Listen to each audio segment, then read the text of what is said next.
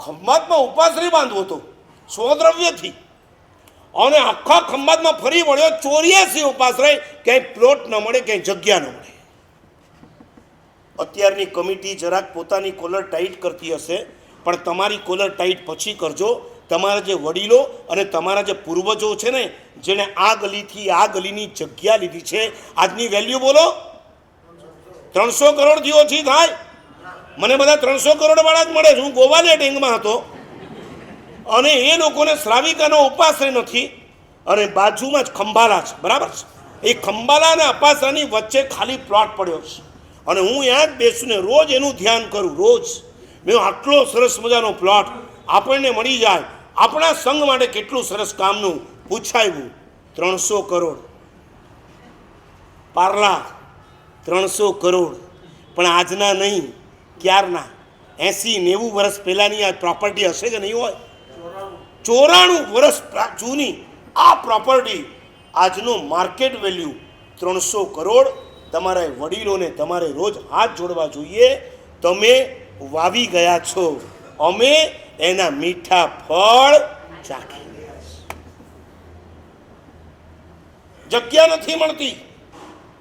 મારી તો ઈચ્છા છે હજી સાધ્વીજી ભગવાનનો ઉપાશ્રય મારે જુદો પાડવો છે. It is not right way. પાર્લાવાળાએ કેમ કરી લીધો, ગચ્છાધિપતિઓએ કેમ તમને સંમતિ આપી દીધી, પણ હું જો મને પૂછો તો મારો વિરોધ છે. પહેલા માળે તમે જે વોલ બાંધી છે ને, આ વોલ એ વોલ નથી, ચાઇના વોલ છે. આ ચાઇના વોલને હટાવીશ. ફર્સ્ટ ફ્લોર આખો એક જ હોય. સાધ્વીજી ભગવાન માટે નજીકમાં ઘણા બિલ્ડિંગો બનતા હોય છે, લઈ લો એક પ્લોટ. શા માટે ન બને? એક સાધ્વીજી ભગવાનના અપાશ્રમમાં જઈને તો જુઓ. હું તો નથી ગયો, મને જોનારા આવીને કહેતા હોય છે કે મારા સાહેબ 23 ઠાણા કઈ રીતના રહેતા હશે, સાધ્વીજીઓને કેટલી મર્યાદાઓ હોય, અને એની વચ્ચે બધું જ સહન કરીને આ બહેનોને આરાધના કરાવવા માટે દિન રાત એક કરતા હોય. આપણને એમ વિચારવું જોઈએ.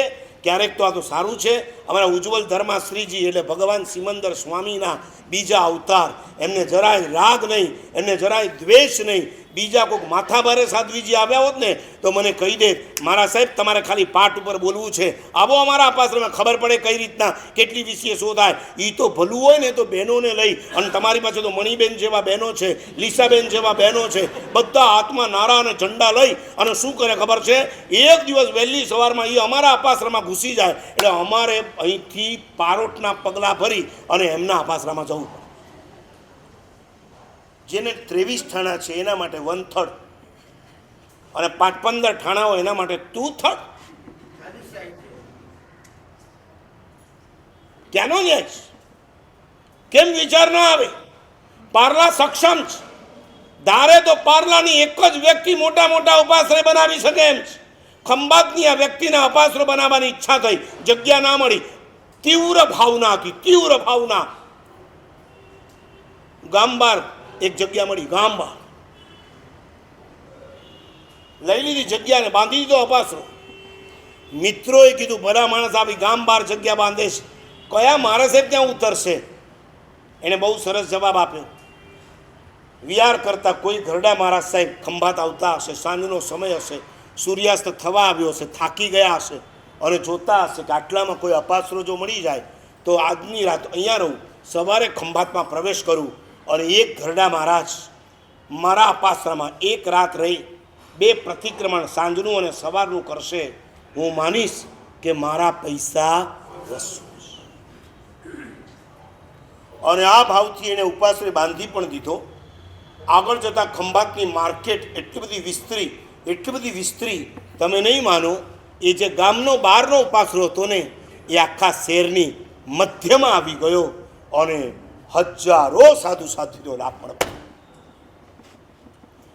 તમે લાખ વિનંતી કરશો તો પણ તમારા ઘરે એક રાત રહેવા અમે નહીં આવીએ ના. હું તમને પણ કહું છું, ગમે તેટલું મોટું ઘર હોય તોય ક્યારેય તમે કોઈ મહાત્માને તમારા ઘરે ઉતારવાની વિનંતી નહીં કરતા, કારણ કે તમારા વર્તમાન કાળના ઘર એ અમારા માટે ઉપકરણ ના કહેવાય, અધિકરણ કહેવાય. તમે લાખ વિનંતી કરો તો પણ તમારા ઘરની અંદર 1 કલાક પણ અમે ના બેસીએ, અને એ જ તમે આ ઉપાશ્રયમાં 5,55,000 લખાવો, તમને 24 કલાક જાણે તમારા જ ઘરમાં મહાત્મા હોય એટલું પુણ્ય બંધાયા કરે છે. મૂળ વાત જ્ઞાની અને અજ્ઞાનીની ભેદ રેખા બરાબર સમજો.